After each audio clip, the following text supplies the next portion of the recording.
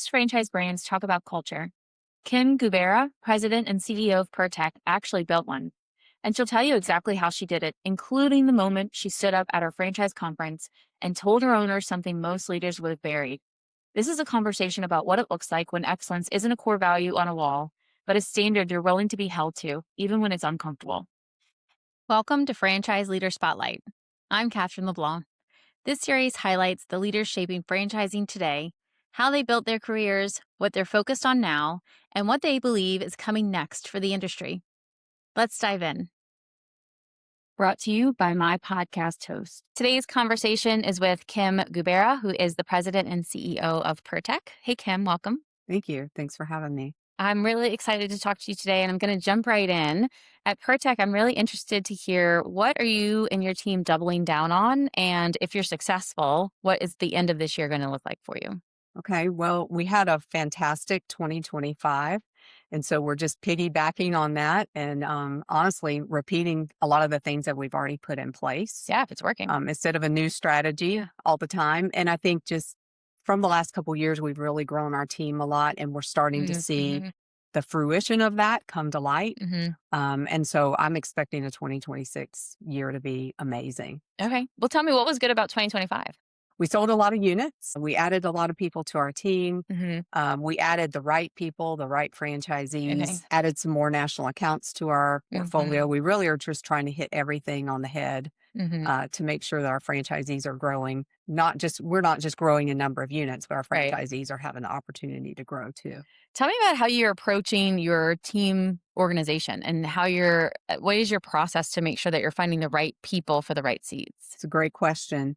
We do a lot of heavy vetting. We do 2 or 3 interviews, and we make sure that the people understand that they're not just coming in to do IT or accounting. They're coming in to support franchisees. And so you have to find the right people that are willing and want to do that, to have the passion to do that. We've been very fortunate. We have a great team. People see the results of what's happening with franchise owners as they build their business, and that gives people a grearer sense of purpose outside of just getting a paycheck. And so are you bringing people in that have franchising experience already, or because I guess what I'm relating to is when I first joined franchising, I didn't know I was joining franchising, right? Like most of us. And so as I joined the brand and started working, that part of seeing the franchisee's success was such a fulfillment, like you said, and such a surprising part of the role that I didn't expect to find. And so I'm curious, are you seeing, if you bring in people, are you identifying people who already know that that's part of the role, or are you bringing in people who that's like a pleasant surprise? So it's a hybrid, really. I think for specific roles, if in particular our franchise consultants, we're looking for people that have franchise experience.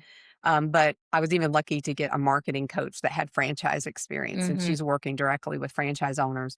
But most people, if you're getting IT or accounting, maybe they're brand new. So there's a little bit of a learning curve there, just helping them understand the franchisor-franchisee relationship. Yeah. And, it is a learning curve. Yeah, figuring that out. It is. Tell me, what is the hardest leadership decision you're wrestling with right now? Honestly, I think we're growing very, very fast. And so making sure that my team is keeping up with our growth, and that they're going to be able to sustain that and support that. And honestly, it's led to some tough decisions, maybe personnel wise. And some of them have self-made those decisions, but those can be tough, right? Yes, and those absolutely. can be tough, but we got to make sure as we're growing that we're going to be able to continue to have that same level of support for our franchise owners. I wanted to ask you about is, how do you make sure that you're maintaining and sustaining and innovating for your existing franchisees at this period of rapid unit growth? Yeah, well, we use the network a lot. So one thing we're doing right now is implementing a CRM system. And we had a task force of franchise owners before we made any decisions. Said, what do we need? Who should we get? And collaboratively, we made that decision.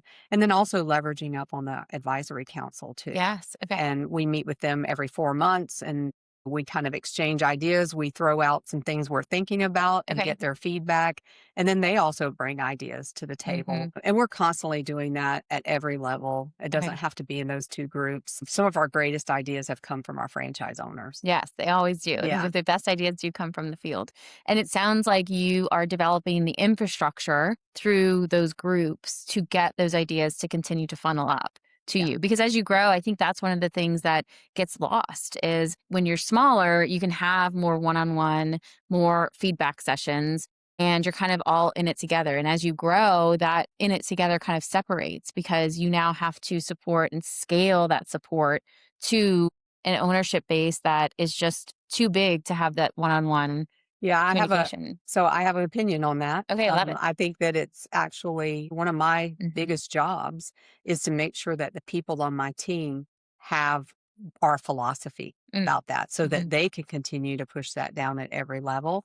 And if you can have that congruity, if you will, with your Mhm. team having a purpose and everybody's very clear on what the standards are and Mhm. what the goals are, that's how you replicate that and continue to do that so you can Mhm. provide that Yeah. same level of service because there would be the opportunity to have a gap there if Mhm. you're not careful. Yeah, and tell me about the philosophy at PIRTEK.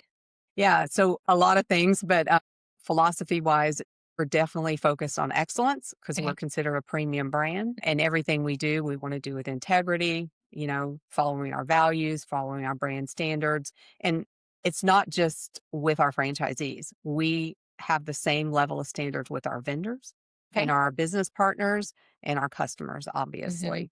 And so everybody knows that and they know what the expectations are. They're very clear and we live it. Then we live it. And we Yeah. have to continue living it because we are a great brand. But if we didn't have that level of excellence, I don't think we've had the growth that we did. Mhm. Are there things that you do to create some intentionality around that excellence? I think so. I think honestly, it's how we deal with situations, maybe tough Okay. Yeah. situations, right? Mhm. Are we going to do the right thing? I mean, last year we had a situation. I hate to talk about this on the podcast, but it's just Yeah. real Yeah. life. We had a situation where somebody at our home office had not dealt with franchisees honestly Mm. and was kind Mhm. of skimming some things off the top. Right. And so I got up at the franchise conference and told people. And so So bringing a this is transparency. our Yeah. transparency. One of our values is integrity. Mhm. And so now people know we're going to live it even in the tough Yeah. times. And Yeah. I think just replicating that and knowing the staff knowing that that's the expectation, Mhm. it seems like a very high standard. It is a high standard, but that's what we want the brand to represent. Yeah. Well, and I think bringing that level of transparency, bringing that level of vulnerability, then brings a level of trust that you can't get unless you do the transparency and the vulnerability. Yeah. Yeah. So congratulations on that. Yeah. Yeah. Yeah. Um, It didn't feel like that at the moment that it was a congratulations moment. It no. felt really bad. Well, but look, that's what happens in those bad Yeah. moments, right? Is that you find out who your company is and because of how they show up. Absolutely. Yeah. And that's how you set the standard. How you are developing PIRTEK and the values and the transparency and clarity and excellence that you're bringing there. How do you view the rest of franchising? Are there franchisors that you look up to that are doing the same thing? Do you feel like are you, kind of a shining star in the industry? Well, I like to think so. Yeah. But I think there's a lot of great franchise brands, right? What are they doing right? I think there's commonality in working with franchisees for the right outcome. Mm, You're not just building the brand for the franchisor.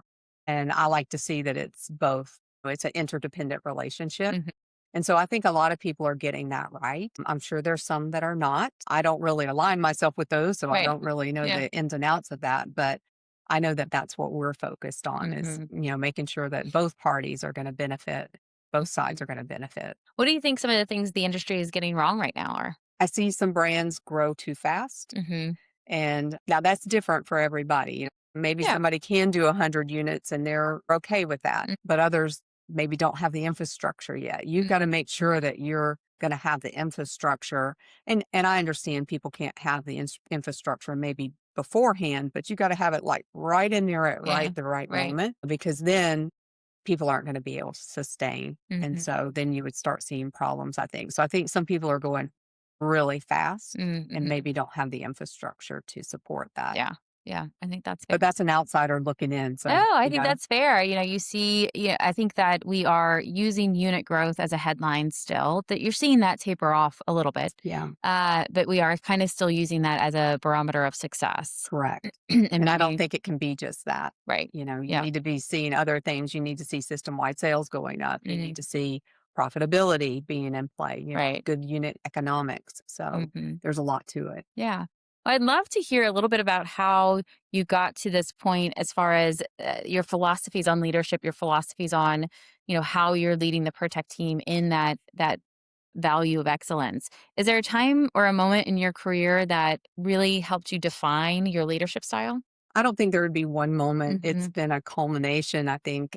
I've been very fortunate to work for not just PIRTEK, but the company I worked for before, which was a parent company of a franchise system. And I worked for them for 26 years. Okay. And both those companies have really high standards. Mm.